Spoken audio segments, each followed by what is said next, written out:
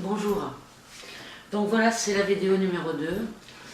Je me décide à la faire. J'ai beaucoup écrit pour vous, je dirais. J'ai beaucoup travaillé sur le harcèlement puisque c'est un des premiers thèmes qu'on m'a demandé de travailler. Aujourd'hui, pour répondre à une question d'une petite jeune femme que j'ai eue cette semaine au téléphone, je vais vous parler des consultations psy en fait. Qu'est-ce que c'est qu'une consultation? Les différents psys, et puis finalement, qu'est-ce qu'on peut attendre d'une thérapie et quelle différence avec ces différents intervenants qu'on peut rencontrer. Alors je dirais que dans l'ordre, on commence par celui qui a une formation médicale, qui se spécialise ensuite dans la psyché, donc l'étude de l'âme, ce qu'on va tous faire dans la pyramide des professions dont je vais vous parler. C'est-à-dire qu'en fait, ça va être le médecin psychiatre. Donc le médecin psychiatre, il a une formation pour gérer toute la problématique liée au corps et la pathologie, donc, et il va posséder un outil qui est les médicaments, la chimiothérapie psy, pour pouvoir éventuellement même aller jusqu'à la camisole chimique pour les patients qui n'arrivent pas du tout à se contrôler. Voilà, donc alors le psychiatre il peut se former en psychothérapie et avoir aussi, moi j'ai rencontré mon mari comme ça, on était tous les deux en train de se former à l'analyse systémique et on s'est rencontrés sur les bancs de cette école. Donc voilà, donc après chacun peut choisir sa manière de travailler en tant que médecin psychiatre, soit avec des thérapies, ils peuvent aussi faire la formation de psychanalyste et prendre donc le titre de psychanalyste, et puis tout autre titre sur lesquels ils sont intéressés. Après vous avez le psychologue. Le psychologue, lui, il va avoir une formation qui va l'amener jusqu'en Master 2, ce qui lui donnera le droit de bénéficier du titre de psychologue. Lui, il va pouvoir faire un travail, bon, il y a différents niveaux, en psychologie, il y a le niveau clinique, psychanalytique, social, développement des enfants, le cognitif, la mémoire, le comportement, donc voilà. Donc, et le psychologue va pouvoir vous faire passer une batterie de tests. Alors moi ça ne m'intéressait pas d'aller par là, donc en fait moi j'ai commencé par payer mes études en faisant éducatrice. Non, d'abord en fait j'ai fait l'école d'infirmière et j'ai pas du tout aimé la manière dont j'étais traitée par mes supérieurs, par mes chefs de service médecins. J'étais une petite jeune fille toute mignonne, toute fraîche, d'à peine 17-18 ans, 19 ans, 17 ans, 18 ans. Et voilà, donc là je suis partie, et je suis partie à la fac de philo, la fac de Vincennes. Là ça a été fantastique, et pour assumer mon quotidien, j'étais éducatrice, ce qui fait que, enfin j'étais à l'école éducateur en même temps en fait, mais j'étais rémunérée, ce qui fait que j'ai travaillé après 10 ans pour le ministère de la Justice en tant qu'éducatrice spécialisée pour rembourser en quelque sorte mes études. Mais en même temps que je faisais cette formation, j'étais en philo. Après j'ai fait une licence de psycho et voilà quoi. Bon bref, et puis après j'ai fait, une fois que j'ai eu tout ça, j'ai fait plein de formations parce qu'en fait ça me satisfaisait toujours pas. Et même maintenant je continue à me former en fait parce que je trouve qu'on n'en sait jamais assez et puis qu'en plus comme les temps changent, les esprits changent, les états d'esprit changent, tout change, il faut sans arrêt se former et se questionner soi-même pour savoir où est-ce qu'on en est, contrôler un petit peu les transferts qu'on pourrait faire, c'est-à-dire qu'on n'a pas à projeter sur nos patients des choses qui nous appartiennent.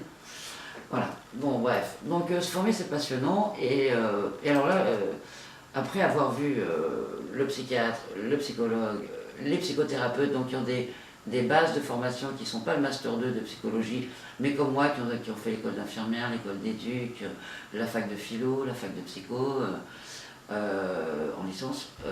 Ensuite, toutes les écoles de formation, je fais la licence transactionnelle, le PNL, je fais de l'hypnose, j'ai fait thérapie comportementale avec Cotreau, je fais une psychanalyse avec Diatkid, j'ai appris le psychodrame avec lui. J'ai 60 ans, donc forcément j'ai fait plein de trucs et je ne les ai pas tous notés, donc je ne les ai pas tous en tête. Voilà, donc maintenant vous avez, c'est clair dans votre tête, le médecin psychiatre, qui vous donnera des médicaments adaptés à la psyché, à ce qui se passe dans votre tête si vous n'arrivez pas à le gérer par vous-même. Si vous ne voulez pas de médicaments, consultez un psychologue ou un psychothérapeute. Donc le psychologue, c'est Master 2, le psychothérapeute, c'est des formations souvent d'ordre médico-social qui sont après renforcées par différents autres supports et qui sont validées par les psychothérapeutes. Je trouve que le mot que je cherche, il y a un peu comme il y a l'ordre des médecins, il y a l'ordre des psychothérapeutes. Voilà, donc, et après vous avez les psychopraticiens. Alors par exemple, quelqu'un qui ne se formerait que à la PNL, la programmation neurolinguistique, pourrait devenir psychopraticien PNL. Moi j'ai fait une formation un peu anecdotique, il n'y a pas très longtemps, qui est amusante, c'est comment faire travailler les gens à travers un jeu, le jeu du Tao, où ils tirent des cartes qui sont des questions ouvertes et générales, et elles sont sur quatre thèmes, l'air, l'eau, le feu, quatre éléments. Et voilà, donc par exemple quelqu'un qui n'aurait pas d'autre support que celui-là, il pourrait être psychopraticien du Tao. C'est un nouveau terme, donc maintenant vous pouvez être psychopraticien dans un domaine. Alors voilà, donc, et après vous avez les coachs. Alors, moi je connais les coachs par YouTube.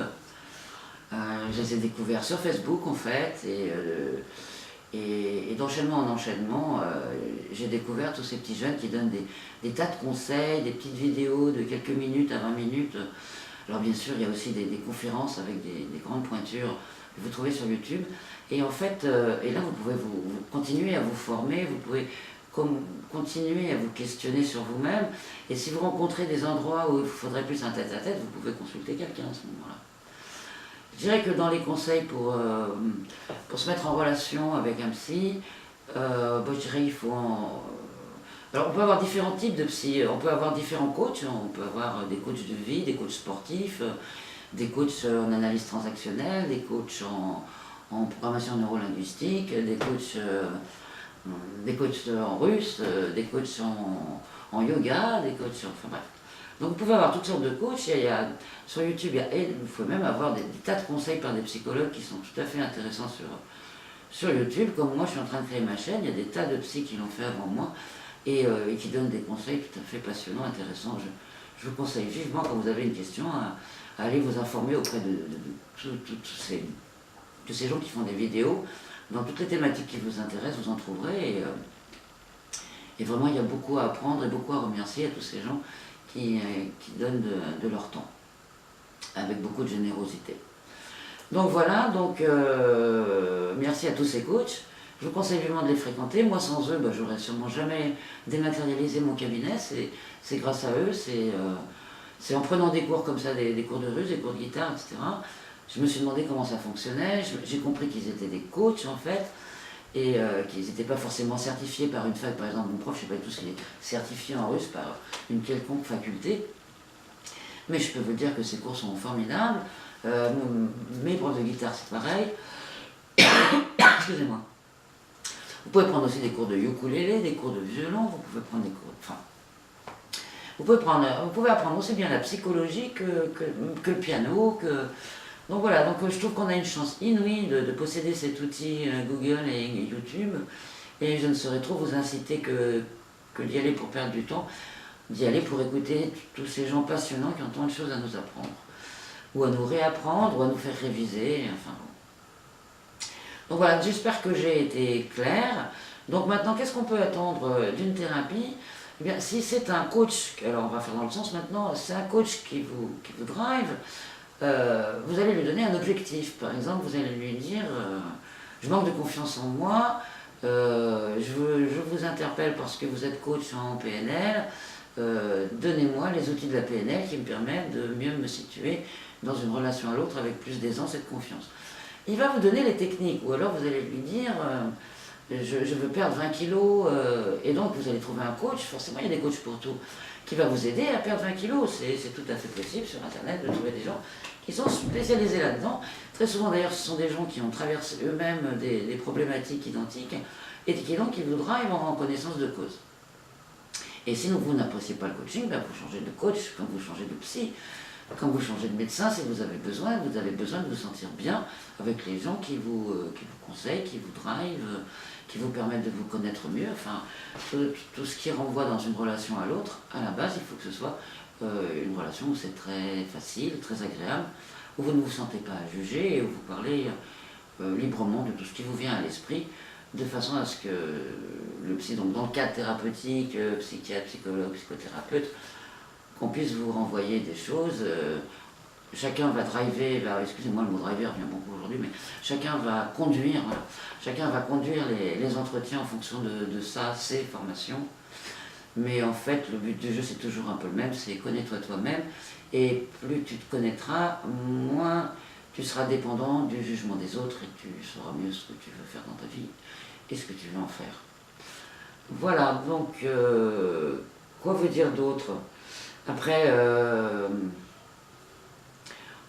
dans les praticiens qui ne sont pas forcément médecins, qui ne sont pas forcément psychothérapeutes, qui ne sont pas forcément psychologues, vous avez aussi les psychanalystes, qui eux sont encore une autre école. Petit 1, pour être psychanalyste, il faut psychanalyser, et quand vous psychanalysez, vous êtes supervisé quand vous êtes débutant pour venir raconter comment vous entendez et comment vous répondez, comment vous faites ce jeu de miroir. Et donc, c'est la pratique qui vous fait devenir psychanalyste et la supervision de collègues, de frères qui sont là depuis plus longtemps que nous, qui vont nous superviser. Mais écoutez, je crois que je vous ai dit, je sais que mes vidéos elles sont peut-être un petit peu longues, j'ai vachement du mal à faire, et là j'aurai encore des trucs à vous dire, mais je vous le dirai samedi prochain, on va dire comme ça. Bon bah écoutez, voilà, je vous souhaite un très très bon week-end, et puis à la semaine prochaine. Au revoir.